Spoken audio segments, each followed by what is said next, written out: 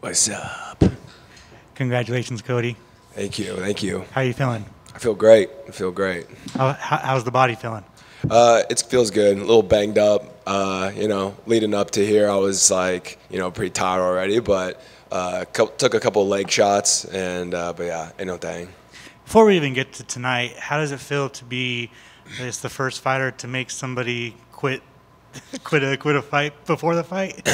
Yeah, in this show's history. Yeah. It's a crazy game, and I think that it just like shows that this is the fight game. But I'm glad that something like that happened, and it showed my mental toughness and shows that I'm ready for anything. Obviously, you had a lot of hype. I mean, do you think that got into his head? Like he knew he was going against this guy who had massive hype? Yeah, maybe I remember, seeing him and I was like, this guy, I don't think this guy's about it. And then, walking out to the cage, I saw that it was like, a lot of lights, a lot of pressure. And I was like, this boy's going to freeze, so. What was the game plan for tonight? Because, I mean, just swinging and banging, chasing, brought it. I think this was a more dangerous fight than your first fight, right? So what was the game plan coming in? Yeah, for sure. This fight was a lot more dangerous than my last fight. Like, this guy, he came in with nothing to lose mentality, and my game plan doesn't change too much. I just kind of tweak it. I'm always going to bring pressure and come forward, and if we get it to the ground, then that's what we're going to do. But I just from watching his fights, I knew he wanted to try to knock me out and do that. So I was like, all right, let's go. So I put the chin down and threw the hands. Obviously, man, you have a lot of hype behind you because of your jiu-jitsu, but you haven't really even shown that in your fights yet, and you've just been knocking people out. So, I mean, should fighters be fucking scared of you? Yeah. I mean, whoever wants to try to take me down and, play that game with me, I'll show them what's up. I got a big arsenal, off my back, and then when I'm on top of somebody, it's like, it could be a wrap, So I have that in my back pocket. I think now that I'm here on the big stage doing this and fighting the best guys in the world, that's something that I'm going to be going to now, and showing. But, I'm here, I'm ready. I'm ready to put on performances, and I want to get bonuses, and I want to be active, and I want to finish these guys. When would you like to return? Obviously, 2 weight cuts within a few weeks. It's hard on the body. When's a perfect return for you? I don't know. I'm gonna talk with my team, my manager and stuff. I mean, my leg's a little banged up, but it's nothing. It's just I got kicked in the leg. But once I'm ready to go, I want to be active and stuff like that. So I'm gonna talk with the team and the manager, see what kind of lines up on the table. But I know I would like to maybe get in some fights this year, and then if not, next year I want to be active. I want to get after it. I do want to ask, you living in Vegas now, how much has that, and being with Syndicate, how much has that really evolved you and really helped you out? Oh man, it was a game changer. Living back home in Austin was great. It built me and it made me.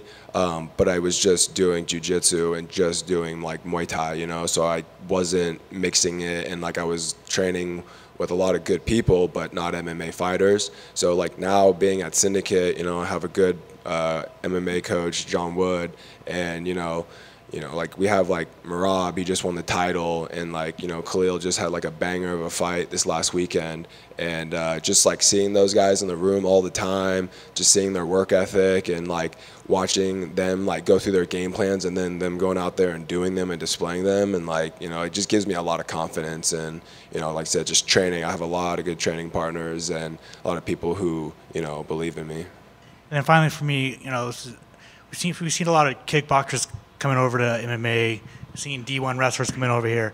Not a lot of high-level jiu-jitsu guys coming over nowadays. Do you think that's going to change, or do you think it just depends? Yeah, I don't know. It just depends. I think there's some guys out there for sure in the jiu-jitsu world who will make that switch. and come over. I definitely believe that. You know, I got my boy Jackson Glass. He's a little savage. You know, Damian Anderson. He's fighting soon, and he's a jiu-jitsu guy. So those guys, you know, they're on the come up. And but yeah, you know, I'm also just like a different breed of jiu-jitsu guy. You know, I got that wrestle jitsu, but I got some bombs too. Awesome. Congrats, man. Thank you. I've just got one. I was curious about this when you first appeared. Was there any hope that you would just get a contract? Because, I mean, you essentially won the fight because he couldn't come out. So it felt weird and almost unfair that you had to go through it all again when it wasn't your fault. You know, like I definitely, also, I'm glad I didn't get the contract because that just probably would have raised some hell. You know, people would have been like, this guy didn't even fight and blah, blah, blah. But, you know, like, but once I was here, I was like, man, like, this sucks. Like, I wanted to fight on this show. Like, I didn't really want to just go into the UFC and then be a part of it and then just start fighting guys. Like, if that's what would have happened, then I would have done it and I would have proven myself. But I'm glad I got to be on this stage and be on this platform and, like, you know, and also, you know, the fight didn't go, like, I didn't get to fight last time, but I had to do a quick turnaround. And, like, for me, you know, it was good for me mentally that I knew that I could do something like that. True. You know? Thank you. Just one follow-up, touching on what you said about Khil. I think you guys understood his heart and his effort. I think a lot of people look at Khil differently after this fight. I think he really showed people what he's made of, that you had people talking about him. So I guess, like you said, you know, you'd seen him in camp, but were you able to take some motivation from what he did this Saturday? And can you tell people that maybe don't know about Khil, that's something that you guys see in the gym all the time? Yeah, man, that guy's an animal, you know. And I was like texting my coaches after. I was like, man, I'm glad I watched that fight because that dude, and like, he motivated me so much. Like, I was ready to come into this fight, whatever happened, and I was ready to go guns blazing and put the chin down and just throw if I needed to, you know. Just watching him fight this last week, and I was like, all right, here we go. This is what it's about right here. Kody, quick sum over here. Obviously, you showed that you're ready today, but how were these past couple of weeks, not just physically, but mentally, just given that famous switch-up of fights that night and now another short notice fight? Yeah, it was mentally a little exhausting, I guess, you know, like the whole process of being in the back of the room, and then they're like, all right, you're up. And then I was like, all right, sweet, I'm about to do this thing. And then they were like, all right, fight's off. I was like, damn, okay, this sucked. And then they're like, oh, no, fight's back on. And I was like, oh, shit. So then, like, I was like on this little roller coaster. That sucked. And then, but it was like, whatever. It was just the process of, like, you know, going, like, the next day I took, like, a couple days off, like 2 days off, just to, like, let my body heal from the weight cut, and then got right back in the gym and back in the grind and back in the classes and drilling and back on the diet. And so, like, that was the part that was, like, bleh. But, you know, besides that, like I said, like, I just looked at it as it was just a test for me. And, like, you know, now that I did that, I feel good mentally.